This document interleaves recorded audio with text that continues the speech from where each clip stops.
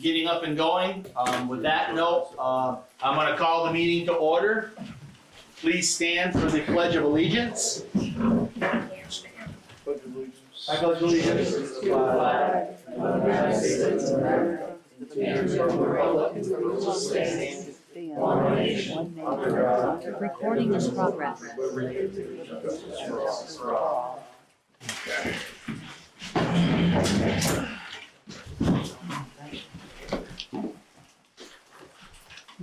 Okay, consideration of any changes or addition to the agenda. Probably can just 7C, I don't have anything prepared for that, so. So we'll take 7C off? Yep. Okay. Diana? Yeah, I got it.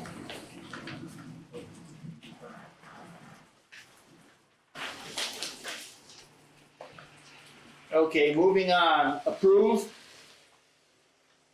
of May 13th minutes.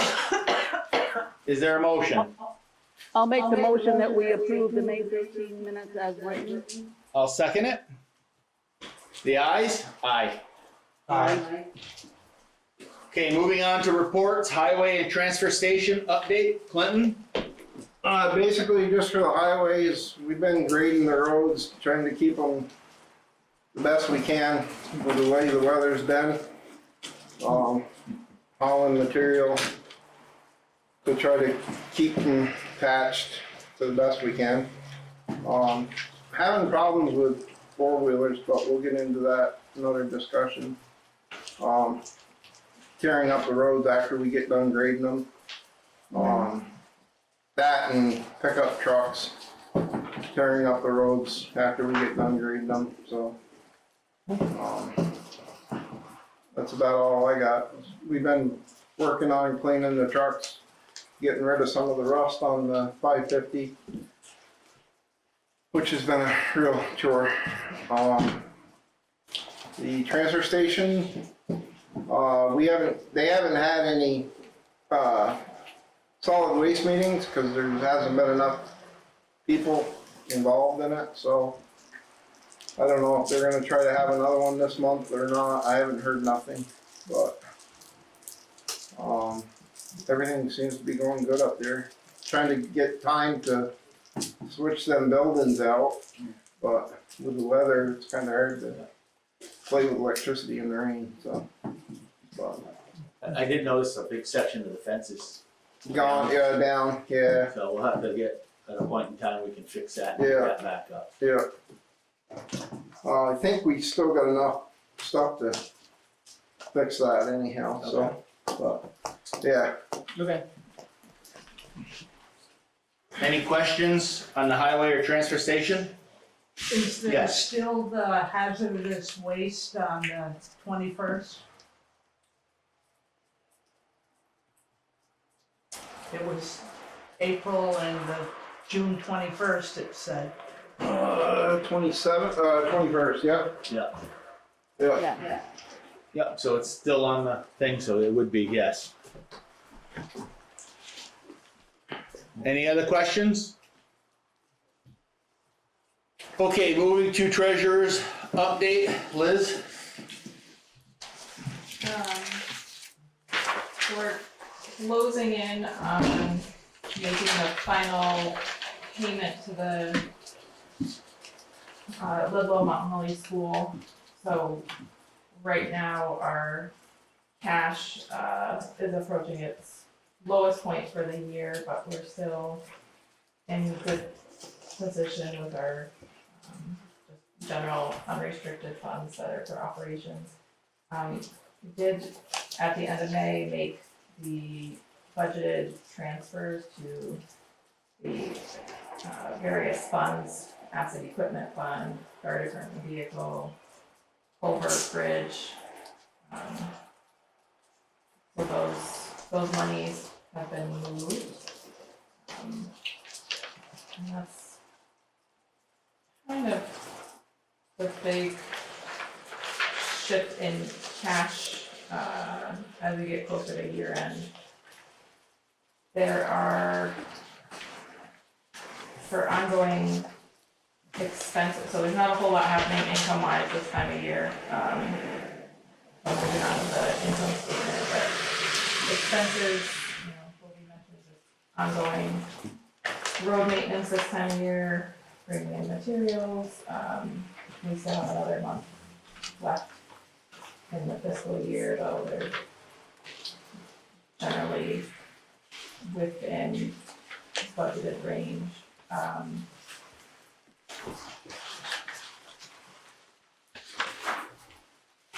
We did have a big truck repair that we paid for in May. I know there was a meeting on that, so that's not unanticipated, but I would say just look at the percentages as you're looking through. The fiscal year's 91.67% over at the end of May. So when you're looking through at expenses, that gives you a really good sense of kind of where we're going to land as we hit. We've got one more month coming. Nothing major, unless of course something unanticipated happens between now and the end of June.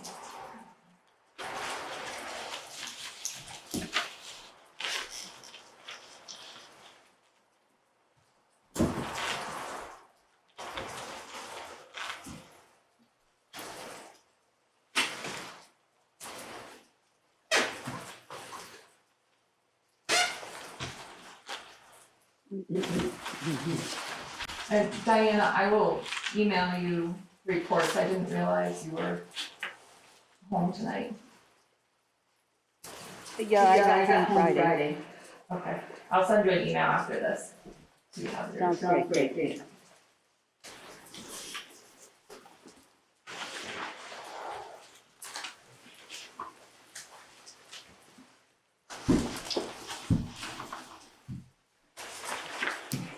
Any questions for Liz? Concerns? Thank you, Liz. Okay, listers report. David? So the abstract grand list was filed on May 27th, and the grievances will be Friday, June 20th. So far, we have none scheduled. Mailed out 102 notices for change of appraisal and 86 current use notices. We had our district advisor come and look things over, and we had an issue that she couldn't resolve, and they had to do some programming elsewhere, so that got done. Now we're in maintenance mode. Perfect. And I would mention that our budgets will all be under budget, so in all areas, salary, expenses, and contracted services. Very good. Any questions, concerns for David? Okay, moving on to Conservation Commission update. Bill, I see you're still on. And I'm talking. I sent out, basically, we had a very successful public meeting to get the SRL project started late. We decided that we would try and focus on something we think we can get done in the next 3 or 4 months. And the longer term, upgrading the picnic area and trying to do harvesting in the main part of the lake will have to wait for some more developments. And let's see, I'll read my notes here, but I think I had them before. Yeah. So basically what we're gonna do is organize a community cleanup and weed pulling focus on 3 successive Saturday mornings. I think it's the 7th, the 14th, and no, I'm sorry, that's not the 7th. What's the next Saturday? The 14th, the 21st, and the 28th of June. And we're gonna focus on the swimming area and the boat launch area, which is the so-called authorized use area, which allows much more extensive removal of vegetation than would be allowed in the rest of the lake. The rest of the lake is a wetland, and we have, in order to proceed with that, broader harvesting requires a rather complex permitting process, which we will proceed in the future. And a more complete description of our plans we hope to have in a coming chit chat for as our contribution to the chit chat for the month of July. And one final thing, I am hoping to do a survey of the trees in the recreation area around the lake. I don't know what we call it these days, but the last time I looked at those, which was a couple of years ago, there were several trees which clearly needed some attention, and some of them may need removal. So I hope to have a list and a potential estimate of what it might cost to do all this in the next month or so. So other than that, I guess that's what we have to say. I think we had, as I say, we had a very successful town meeting. We had almost 50 people there, and were enthusiastic, and it was very well received, we think. And we hope we can get more than 50 people to sort of stand up and say, yay, there, and we want to make Star Lake a place for the whole town. But, you know, time will tell. Thanks. Thank you, Phil. Any questions for Phil? Again, thanks, Phil. Okay, moving on to new business, Coda and Coda winter fuel price options. We have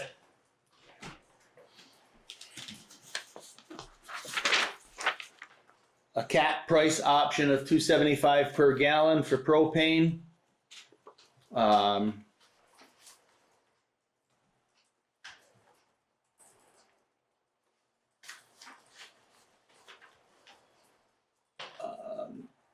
Total price protection fee is $300, or capped budget option, $2.75 a gallon, which equates to 880 gallons for a total price of $2,420. Price protection fee $300. 10-month payment is $272. Or we can go down to a flex budget, 880 gallons, $2.75 a gallon at $2,420 for a price of 10 months, $242 a month. Don't we pay as we go? Yeah. I believe so. We do, I believe last year we did pay for the cap amount. We didn't do anything budgeted, but we did want to exceed the price offered, so we did pay that fee. For the $2.75 a gallon? I'd have to look and see, yeah, but that was locked in. Right, for $2.75. So the option is a flex budget option or a capped budget option. So, and again, the capped budget option is a $300 fee to hold it at $2.75.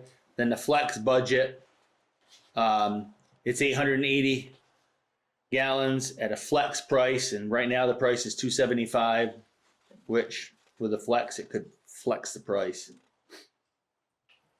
So is there a motion for any one of the options?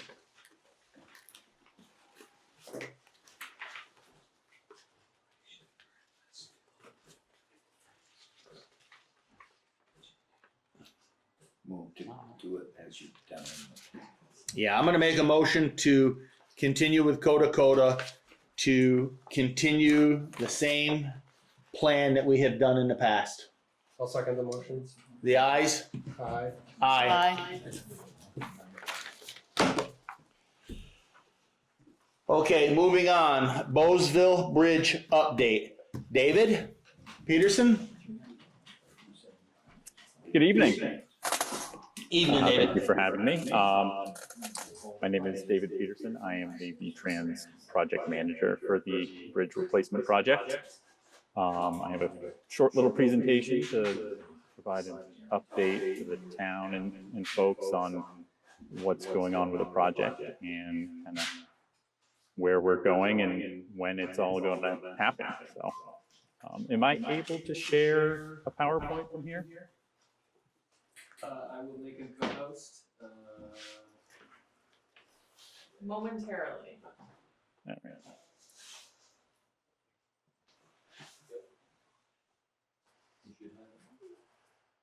He said you should be able to now. Okay. Oh, all right. Alright, is the bridge gonna look like the one behind it? That was You'll a see that. All right. I'll get There it is. started. So yeah, we're here to talk about the Bowesville Bridge, Town Highway 17, over the Mill River Branch. Like I said, my name is David Peterson. I'm the project manager for V-Trans. Also with me today is Robert Hood. He's the design engineer for the project. So we are going to look at, provide an update of where we are as far as the design, project schedule, give an update on the estimate, and then folks will be able to ask questions at the end, and I'll do my best to respond to those. So, just a quick overview. The bridge just off Route 103. We'll zoom in here. The bridge is seen better days, that's for sure. So, we're definitely looking to keep this project moving along. And I know it has been pushed out just a year at this point, kind of due to some budget stuff, but.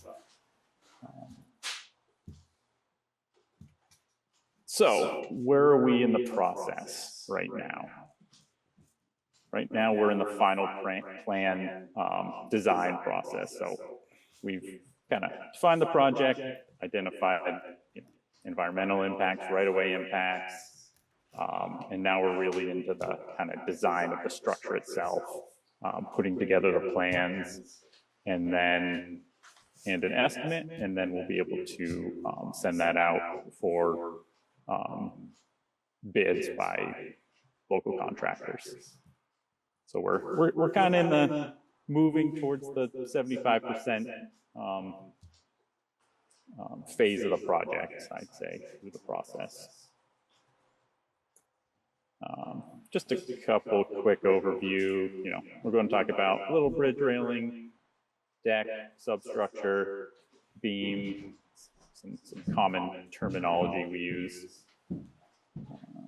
So, quickly just review the existing bridge. Those of you that are familiar with it know it's needs some work and has seen better days. Just a quick shot. So there are some power lines that we're planning to have to move for the project. They run along 103. So that work will be done before the contractor gets out there, so it won't delay any of the actual construction of the project. So we've worked with the local utilities to lay out a plan along 103. So that should be done probably in the next year before the project gets constructed. So yeah, railing is substandard. It's definitely not hydraulically adequate, the existing bridge. So The new bridge, we're going to meet the minimum standard for the bridge width, we're going to meet hydraulic standards, hopefully alleviate any future flooding. Scours is a big issue in some of these local bridges too. So those are the concerns that we want to meet with the new bridge. Just some quick shots of the substructure. So this is the abutment that is nearest to 103. You can see there's definitely some scour that's occurred underneath one of this wing wall here. The ratings of the structure haven't changed too much over the last couple of years, but it's definitely slowly getting worse and worse. So we want to get in there before it gets to an unsafe condition. Close up with the girders. They're getting close to the end of their life. Another shot of that abutment. Quickly move along. There are some environmental resources nearby. There's some wetlands, bat habitat, which is important for us to know because it limits when we can cut the trees. So that needs to be done a certain time of year. So we're planning to get that done. We need to quantify our wetland impacts, which we have done. So we really don't see any environmental issues that will really hold up the project. So this is a quick plan view.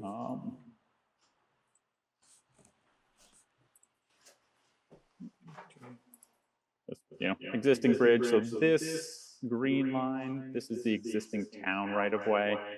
This red line here is the state right-of-way along 103. We know, the road doesn't see a lot of vehicles per day, so it's fairly low volume. So getting on to the new bridge, the existing bridge is about 12 feet wide from rail to rail. The new bridge will be 16 feet wide from rail to rail. We use steel beams, concrete deck. We'll have this fascia mounted, meaning it's mounted to the outside guardrail. That way there's no curb. It's going to let water kind of shed off naturally. And kind of the big change is going to be that we're going off alignment with the new bridge. So the existing bridge is here. The new bridge is going to kind of come in a little west of that existing bridge. This is nice in that it allows the existing bridge to remain open during construction, which is great. We don't have to install a temporary bridge or close down the road or use other means of construction. So it's really a money saver, plus it allows the contractor more room to work, and it keeps traffic flowing for residents. So it really kind of meets a lot of the needs. The biggest concern or the biggest issue could be the right-of-way that we need to acquire to do that. So let's see. So the new bridge, it'll be approximately 60 feet long, which meets the hydraulic standards of 40 feet. So there'll be plenty of room for future storm, all those concerns that we've been seeing over the last few years with flooding. So the bridge will be on steel piles. So the foundation, they will hammer these steel piles down to bedrock, and that will hold the bridge up. They are very good at mitigating scour. So, this bridge, it could scour meaning the soil around the structure can be washed away and the bridge will stay standing. So it's really our go-to bridge foundation when we have the right conditions to install it.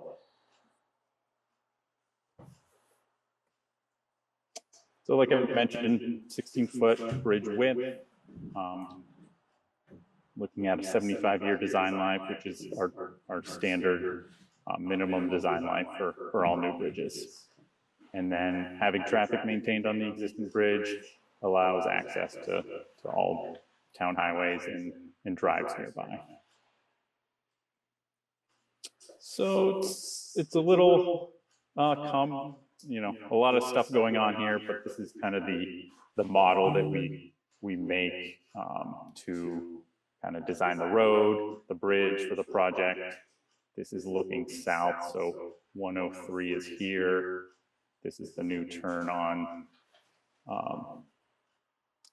to Bowlesville Road, North Bowlesville Road. The existing bridge is down over here.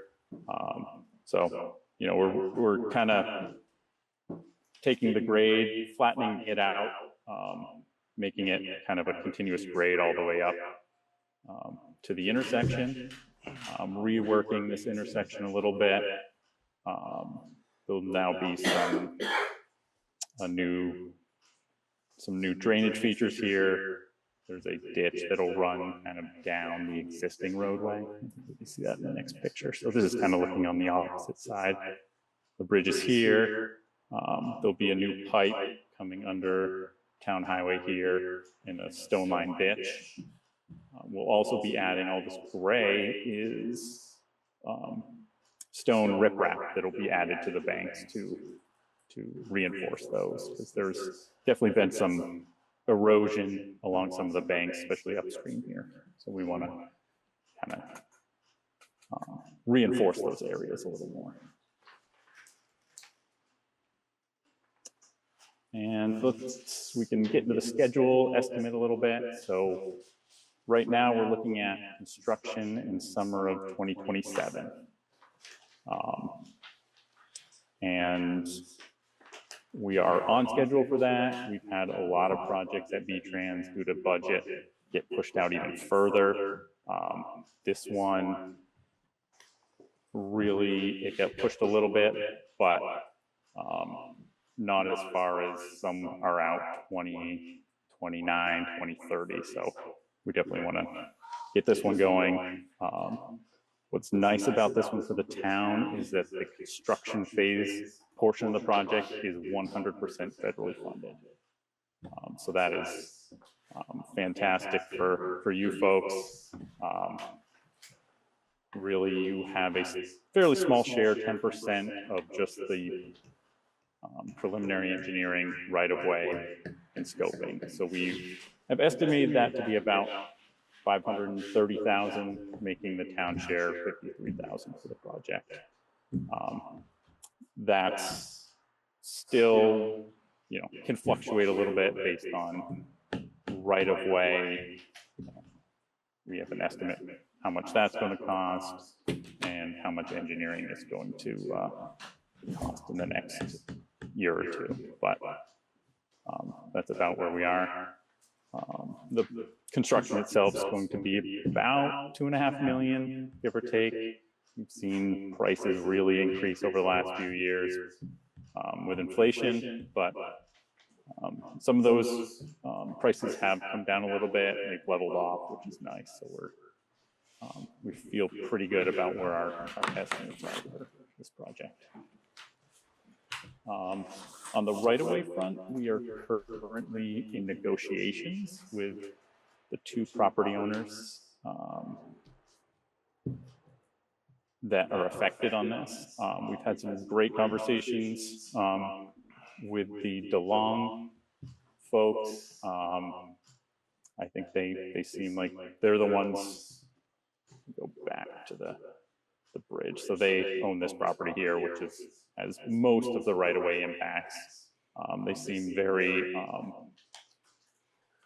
positive about the project, so we're hoping that negotiation process continues to go well. So we're in the middle of that. Our right-of-way team has met with them and are working through that process. We're also still working through environmental permits. I just had a meeting today. Everything's on track with that. There's no real concerns. So schedule's on track for everything right now. So project's looking like it will be a go for 2027. I think that is all I have. So I can stop sharing and answer any questions that folks have. Any questions for David?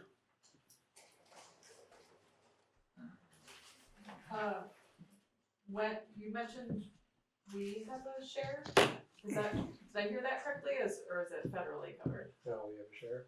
And when will we potentially get an update on that? I know it's kind of varies, but what's your best On the estimate budget, on the town share? Yeah. the town share, it's kind of usually a yearly, so I would guess probably next fiscal year, which ends, this state fiscal year ends June 30th. So try and get our budgets fairly well set by then. So I think we could probably provide another update at that time. But, you know, right away we'll be known by then and then we'll have a pretty good idea of how much engineering we have left to do. So Okay. I would say probably next year at this time, I can provide an updated town share and try and get that dialed in a little more. Okay, thank you. Yep. Do you have a question, Steve? Well, I'm just curious, because I'll be polite, the upheaval at the federal level on funding of projects. Yep. Are we on the butcher block or are we off the butcher block at the moment?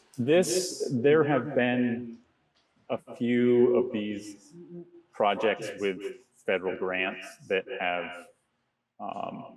lost their grants. Luckily for Mount Holly, you had a signed finance and maintenance agreement, and that allowed the grant to stay in place. So at this point, there is, I would say, 0% chance of that going away for you folks. So I think we're in a good spot in the state. You know, we have to pay the other 80% of the PE, or another 10% of that PE cost. So really, for the state, there's not a whole lot of money that we need to put up for the project too. So there's no real concern about the state not having the funds for this project either. So. Any other questions?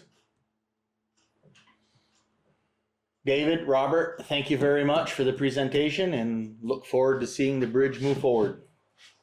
All right, well, thank you for having us, and yeah, we will definitely be in touch, and if you have any further questions, anything else, I can get my email. I think Faith has my email too, so you can check it there. So. Perfect, thank you. All right, thank you all.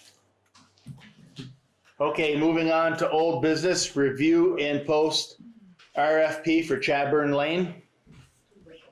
Chad Burley, I gave you a copy. Diana emailed you one like 15 minutes ago. Not much to report there other than I'm just kind of working through it. I was gonna just do it as one lump sum rather than quantifying it by the yard. I just wanna go back out there and just make sure the extent of it is matching what the dimensions were on the FEMA paperwork, and maybe add a little bit more language about just restoration if they own it. So I was gonna try to put it out and have it due on right the day of the next meeting. Okay. Which is the 8th. Which we're all set there. We got the money. Yeah, so I didn't, That's, in light of our tech challenges, I didn't add this to my report, but we did officially transition, I went through a recovery transition meeting with FEMA and our state, emergency management coordinator, so we're now officially just working with the state because everything is obligated from FEMA, all the projects from the July 2023 flood, so whenever we do complete the work, we just need to get our V-Trans coordinator to come and do a site review to then officially sign off that it meets the standards. I'll probably send, right before I send this out to contractors, I'll just email and just let them know that this is what we have, and make sure there's any comments. That should be good. And then if for some. Is our coordinator I should Sanderson, or is it, I think. I think it's Brian. or is it Yeah, I somebody think that it's you're? Brian. It's No, Brian. I It's didn't know our if it was regional, somebody. no, it's whoever, he said whoever your regional is, I assume it's Brian would be the person or someone in his office. Yeah. And we just need to, if we are not able to meet the date that we had set for completing projects, then we need to be sure we're communicating. With the contact at the state to just ask for more time, like for Beaver Meadow. I told them I didn't know where that was gonna land for this year, so. Yeah, that's the next one. Once I get this one level, I don't think it'll go over time, but you gotta Yeah, that's what survey and. and it's fine if we need to after an extension, that shouldn't be an issue. We can do that. So request them. So I'll post that RFP once I fine tune it the next day or so. For the paving, for B, okay. No, for the Chatburn. Chabern only. Yeah, wanna move on to the next one? Yep, review and post RFP for paving. Just wrote it up like we discussed, and then him and I talked just about adding the intersection of Portenville and Shunpike, because the totals, if we receive that grant, there'd be room left to do beyond just the 5,420 feet of Portenville, which our limit right now on this RFP starts under the power lines where the gravel transition is now to the town line. It's not paving anything from the intersection up. So I'm just clear on that. We'll have some old pavement there. When do we know about the paving grant? That was gonna be my question. Have you heard anything? The email that we got that Brian approved it and he was sending it to Montpelier for the final approval, but So I'm surprised we haven't, usually they come out by now, but I would think it would be soon. Cause we did get that, I thought we had it, but it was like pre-approval, not the Yeah, final. it was just Got a it. pre-approval. So I mean, I've got wording in here that basically says scope of work may vary based on bid results and funding available. If we don't get that grant, we could maybe still utilize the RFP and just reduce the scope. Correct. To just paving 2,000 feet or something like that if we don't get that couple $100,000 grant. But at least we're moving forward, so Covering right, we've got a quote and Yes. by midsummer we can be paving. If we hold this for another month, it's just starts pinning us against winter, believe it or not, even though summer just started. So I guess the only comment, like you and I talked about that Portenville intersection, just if there's any, we can decide. It's where we like open it. 600 feet from, it's just before Miles Richards. Yeah. From there to just beyond the intersection, headed out towards town line, and then from the bridge back. Because when you come around the corner, the plows catch, there's that, where it's all broke up, the plows Peels catch it up. that, and it's really making a mess of it, so I just thought if we could pave that, it would. Yeah, and I got that as an alternate, so if we use up too much of the, we can always cut that if the money doesn't permit. I say you go to the intersection. All right, any other questions for the RFP paving? Okay, moving on. C item, we had no information, so that's tabled. So hiring Rutland Sheriff Department for traffic enforcement. I know last month we had discussed about reaching out to Ludlow PD also for some prices and cost. I talked to the town manager, Brendan. He's going to talk with the chief, and he would actually like to come up and have a discussion with us next month for the meeting and go through the costs and stuff, but he's very entertaining of the thought of being able to use Ludlow PD as a resource, and they were pretty excited about it being so close together. So that's an option that we can table this sheriff one for a month, then have that discussion with the chief of Ludlow Police next month and move forward. And that's a good reminder, we need to send Ludlow Ambulance some money Okay. for our contract, so we should send them a nice check before they come up to talk to us. Yeah, about absolutely. stuff. Tell them we'll give them the check when they come. I mean, So, either way. again, using Ludlow PD is an option. I think they're gonna be more prone to probably handing out tickets than the sheriff department is, and which will maybe slow some folks down on some of these roads. And we can, he said, you guys can tell us where you want us to be, when you want us to be there, and they'll do that.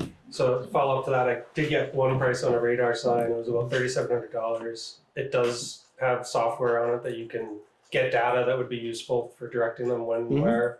But I'm waiting on a second price from another radar sign that was suggested by, like, on one of the forums for Yep. the road. Okay. meeting. So I can bring that to the next meeting too.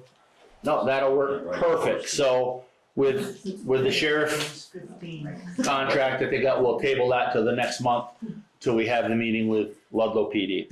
Are you gonna check her on the horse? See if she'll go. If she's speeding, she'll get a ticket. So, any questions? Okay, local emergency management plan, LEMP, annual update and approval. Yeah, I gotta get this in. It was due actually the 1st, but I didn't want to have a special meeting just for the LEMP approval. Really just updated it. The cover sheet had a new section for listing some more contacts. No major changes. And I stuffed in our public works agreement, which had we basically now just have a nice little document that we can open if there's an emergency and all the numbers are in it. So No, perfect. I'll sign that and send it over to VEM. Any questions?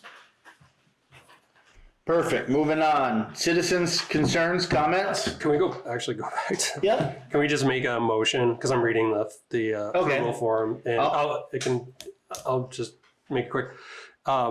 Just make a motion to approve the LEMP update as provided here in the adopted NIMS, which is the NIMS is like just our list of equipment for emergencies. I'll second it. The ayes? Aye. Aye.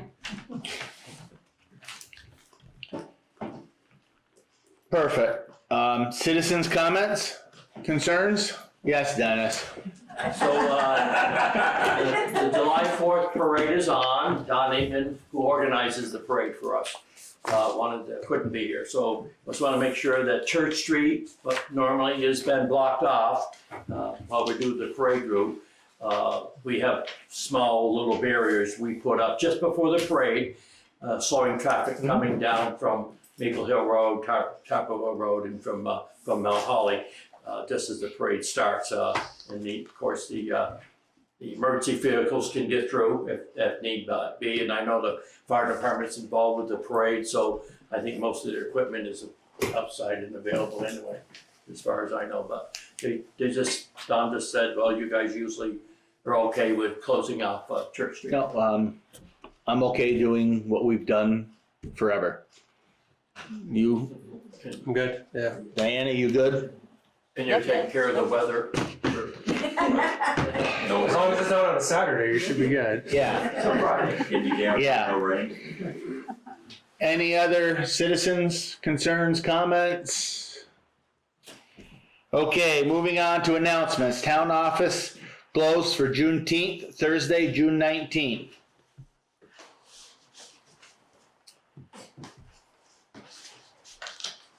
Okay, review and sign the orders. Do we need an executive session? I have nothing. I don't think you can bring Diana in there. We can't bring Diana in Put there. her on the phone. But we could call her. I have a quick one, so, I'll make a motion to go into the executive session, Title 1, VSA S313A3 Personnel. Second, Second it. the ayes? Aye. Aye.